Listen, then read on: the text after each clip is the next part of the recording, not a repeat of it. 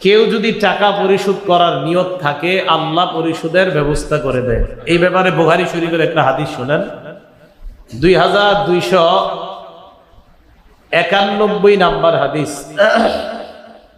2291 number হাদিসের বর্ণনা।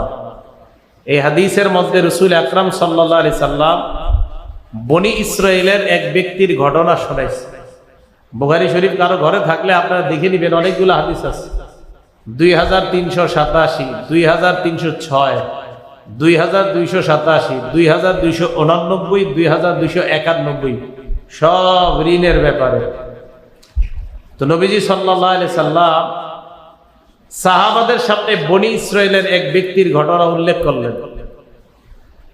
আল্লাহ নবী বললেন, যাকারা রাজুলাম মিন বানি ইসরাঈলা, বনি ইসরাইলের এক ব্যক্তির ঘটনা আল্লাহ নবী উল্লেখ করলেন। নবীজি বললেন, সালা বা'দ বানি ইসরাঈলা আইয়ুসলিফাহু আলফা দিনার। আল্লাহ নবী বললেন, বনি ইসরাইলের এক ব্যক্তি আরেক ব্যক্তির কাছে 1000 দিনার স্বর্ণ মুদ্রা ধার চাইছে। ঋণ চাওয়ার পর যার কাছে ঋণ চেয়েছে তিনি বললেন, ইতিনি বিশুহাদা,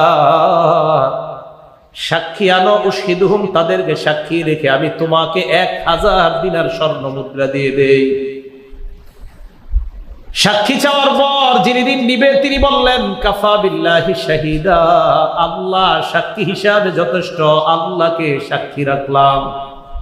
কারে সাক্ষী রাখলাম? আল্লাহকে। তিনি বললেন, ইতিনি বিল কাফিল, তাহলে জিম্মাদার আনো, তুমি যদি টাকা দিতে না পারো তোমার পক্ষ থেকে আরেকজন দিয়ে দিবে এমন কাউকে আনো। উনি জবাব দিলেন, কাফা বিল্লাহি ওয়াকিলা, আল্লাহ আমার পক্ষ থেকে জিম্মাদার হিসাবে যথেষ্ট, আল্লাহ আমার পক্ষ থেকে জিম্মাদার।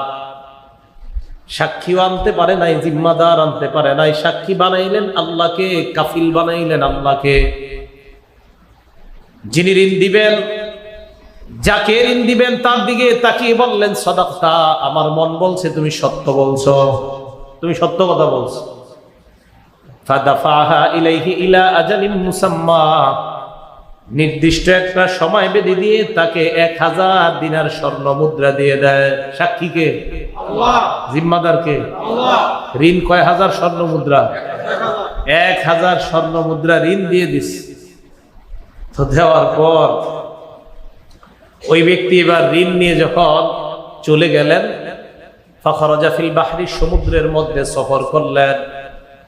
কযা হাজাতা, 1000 দিনার দিয়ে তার প্রয়োজন পুরো করলেন। তারিখ যখন মনে পড়লো, অমুক তারিখে টাকা দেওয়ার কথা, টাকা পয়সা সব রেডি করছে। করার পর সমুদ্রের কিনারে যায়, নদীর কিনারায় যায়। যাওয়ার পর ফালতামাসা মারকাবান, একটা স্টিমার নৌকা ট্রলার তালাশ করে, কোনো ট্রলার পায় না। নদী পাড়ি দিয়ে ওপাশে টাকা দিতে যাবে এমন কোনো বাহন নাই, ট্রলার নাই, লঞ্চ, স্টিমার, ফেরি কিচ্ছু নাই নদীতে। এখন চিন্তায় পড়ে গেছে, আমি কি করবো এখন? হাদিসের বর্ণনা, ফালতামাসা মারকাবান ইয়ারকাবুহু ইয়াকদামু আলাইহি লিল্লাযী ইলা আজালিম মুসাম্মা, নির্দিষ্ট সময়ে টাকাটা দেওয়ার জন্য একটা বাহন তালাশ করতেছে, যে আমি আমার এই টাকাটা পরিশোধ করার জন্য একটা নৌকা দরকার। তো সমুদ্রের পাড়ে গিয়ে ঘুরতেছে, কোনো নৌকা নাই। তো বারবার চিন্তা করতেছে, ইন্না লিল্লাহ, ওই ভাই আমারে কি মনে করবে? ফাখাযা খশাবা, একটা কাঠ নিছে, কাঠ নেওয়ার পর ফানাকরাহা, কাঠটা ছিদ্র করছে। আদখালা ফিহা আলফা দিনার, ওই কাঠটা ছিদ্র করার পর, ছিদ্র করে ওই কাঠের ভিতর 1000 স্বর্ণ মুদ্রা ঢুকায় দিছে। ওয়া সাহিফাতাম মিনহু ইলা সাহিবিহি, নিজের পক্ষ থেকে যিনি এই টাকা পাবে তার কাছে একটা চিঠি লিখলেন। চিঠিটাও ওই কাঠের মধ্যে দিয়ে দিয়েছে। সুম্মা জাজ্জাজা মাউদিআহা, যে জায়গা ছিদ্র করেছে ওই জায়গাটা সুন্দরভাবে ডাকছে। ডাকার পর সমুদ্রের কিনারায় আসছে। আসার পর আল্লাহকে ডাক দিয়ে বললেন, আল্লাহুম্মা ইন্নাকা তা'লামু আন্নী কুনতু তাসাল্লাফতু আলফা দিনারিন ফুলান, অমুকের কাছ থেকে আমি 1000 স্বর্ণ মুদ্রা চেয়েছিলাম। লোকটা আমার কাছে সাক্ষী চাওয়ার পর আমি বলেছিলাম সাক্ষী হিসাবে আল্লাহ যথেষ্ট, ফারাদিয়া বিকা, মাবুদ ওই লোকটা তোমাকে সাক্ষী হিসাবে পেয়ে সন্তুষ্ট হয়ে গেছে। আমি বলেছিলাম কাফিল হিসাবে আল্লাহ যথেষ্ট, রাদিয়া বিকা, এই লোকটা তোমাকে কাফিল মেনে নিয়েছে আল্লাহ। আজকে আমি যানবাহন না পাওয়ার কারণে লোকটা টাকাটা পৌঁছাইতে পারতেছি না, মাবুদ আজকে কোনো উপায় নাই, ইন্নী আস্তাউদিউকাহা, আমি তোমার দায়িত্বে এই টাকাগুলা ছেড়ে দিলাম।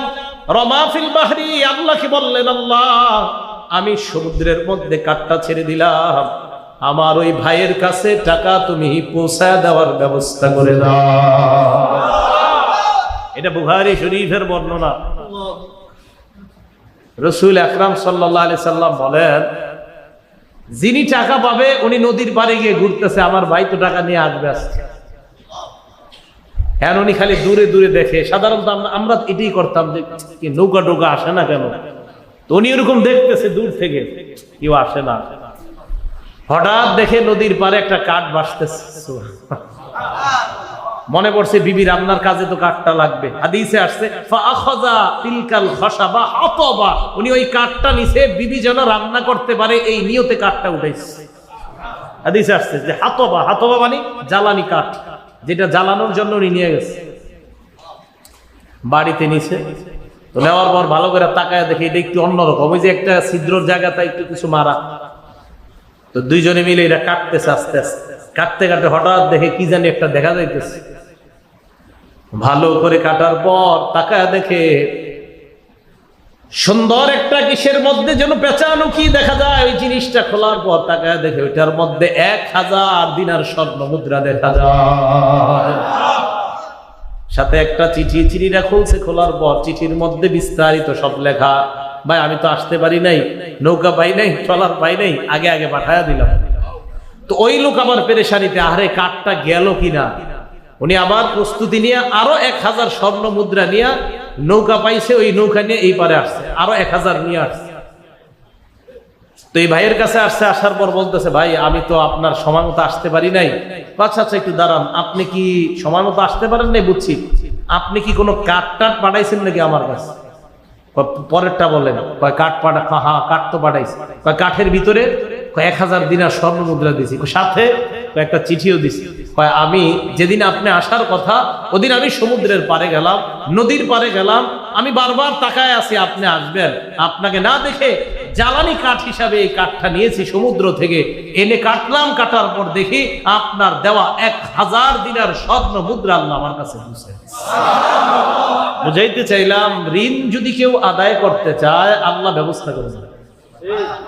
আপনার নিয়ত আপনি দিবেন না, আপনার নিয়ত আপনি দিবেন না, তো আপনার ব্যবস্থা করবে কেমনে? যেটা আমাদের সমাজে চলতেছে, নিয়ত করে নিছেন আপনি, কোনো মতে তোর থেকে বের করে নেয়ার পরে বুঝবি শেষ। এই জন্য আপনারটা আর আদায় করা হয় না। কিন্তু আপনি যদি ঠিকই সত্যিকার অর্থে ওই ভাইয়ের থেকে নেন, নিয়ত ভালো থাকে, দেখেন আল্লাহ কিভাবে ব্যবস্থা করছে। বুখারী শরীফের বর্ণনা, আমার নবী বলছে, তা আমাদের এগুলো কেন বিশ্বাস হয় না, আমাদের মাথায় কেন আসে না যে আল্লাহ ওই লোকের মনের নিয়ত ছিল আমি আদায় করব, আল্লাহ কিভাবে আদায় করে দিচ্ছে।